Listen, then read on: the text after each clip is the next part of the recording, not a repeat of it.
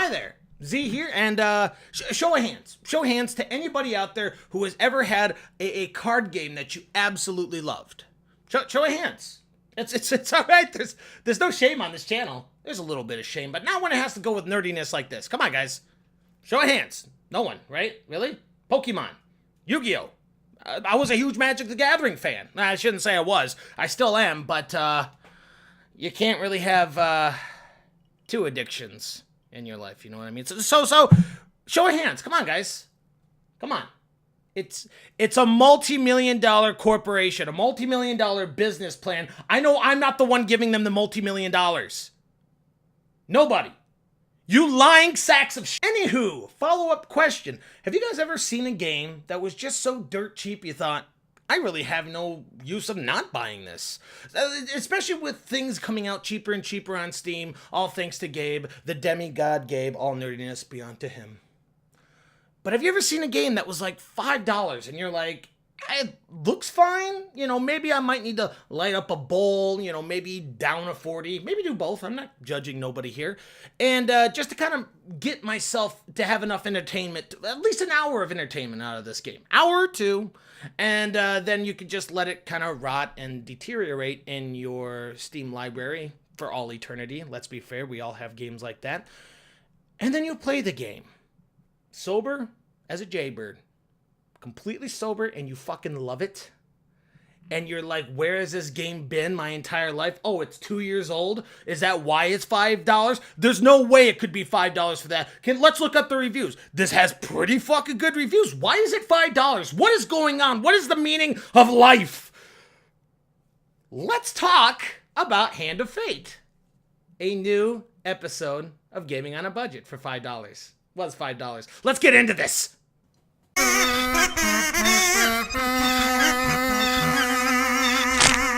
Now, the plot of this game is really almost non-existent. You are an adventurer, and before you ask, no, I have no idea why the protagonist looks like if Lord of the Rings got drunk and knocked up Mad Max.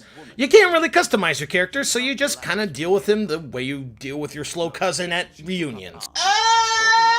But instead of your main character going out to fight dragons, slaughter bandits, and bang elvish whores, he decides to go and hunt down the oldest fucking man in existence and play a card game with him. Yeah, that's like me saying, oh, bros, you're gonna go out for the night for irresponsible drinking and regrettable sexual encounters? Sorry, bros, Grandpa wants to play Go Fish, and you know how I love beating that old bitch. But all elderly abuse aside, the man definitely has a voice you could just listen to over. So often those who beat plowshare to sword die by the grim instruments of their industry. And over. And now squat amongst your cities and feast and shriek and hunt and writhe. And over again. And you better be ready to hear it over and over and over again, because the voice actor must have saw the script and just thought, you know, I like some of these things, but I'm not gonna read this whole fucking page. Can't we just repeat what this guy says a lot of the times? Yeah? Yeah, can we do that? Awesome, let's just do that then. But enough of the nitpicking. What is the gameplay like? That's the real meat and potatoes, right? Well, have you ever played an online card game? You know, you throw down a creature card or a spell card, and the other person throws down another creature card or a spell card, and the person with the strongest cards brings home the V. Not this game. The gameplay is set up like Dungeons and Dragons. Cards are placed on the table in a specific pattern to show you where you're going to be moving around on your adventures, and the game pawn is on top. You move from card to card trying to hunt down the main boss of the level, and each card you encounter a random event. Now, the random events can be a simple shop owner willing to buy and sell you trinkets to help you on your adventure. Or you could be confronted by a violent encounter, which is where the real fun comes into play. When you fight an enemy, it switches from card strategy game to Arkham Asylum fighting action scenes with counterattack gameplay. The cards pulled from the dealer determines if you'll be fighting humans, rat humanoids, the undead, or these dragon lizard humanoids, and the amount of each. And at first, it's quite easy. It's pretty easy. Definitely a 1 out of 10 on the hard factor. To be honest, everything up to about right here is pretty easy.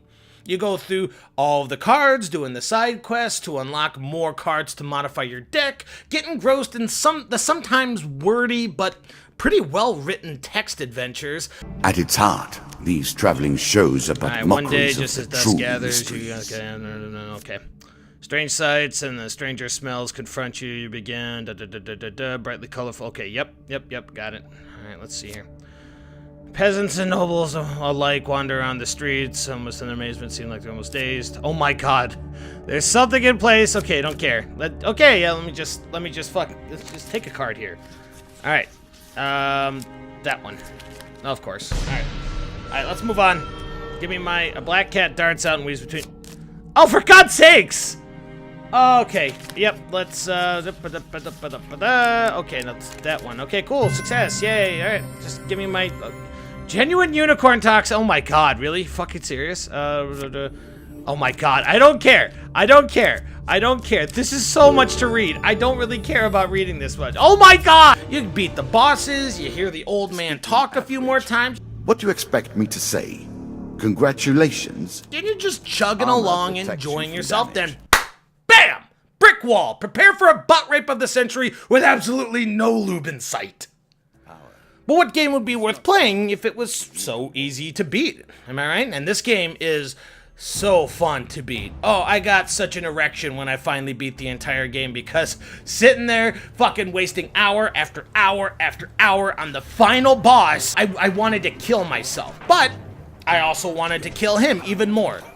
The combination of random events with random cards, progression of side quests from level to level, and the system used to determine if you were successful or not just brings the entire game together and really engrosses you. So I want to talk about the successful or failure system on this here. Okay, so let's just say that you come upon a quest where a young maiden asks you what you want. You obviously ask for sex because why not? So the dealer throws down 4 cards in front of you, ranging from huge success to huge failure. He flips over the cards and starts shuffling them to kind of mess with your mind. On the huge success side, the maiden bangs you and even stays until morning to cook you up some phoenix eggs and unicorn bacon. But on the flip side, she bangs you and gives you some sort of elf age and your ding-dong falls off. My dick fell off! But honestly, this game is just great. I was in the middle of recording and editing yet another video, but after I was done with the game, I knew I had to make a hopefully short review for any other people out there who would be interested in this type of game. And keep an eye out for this game when the next sale comes up. Typically, this one goes down to $5 on the big sales on Steam. But if you really want to play it because some fat bearded man online told you to, you may buy it for the full $20 price. Anyway, I hope I convinced some of you to at least check this game out. I'm going to go back to my original video and editing it, which should be done hopefully next week, but I make no promises. Cheers, ladies and gentlemen.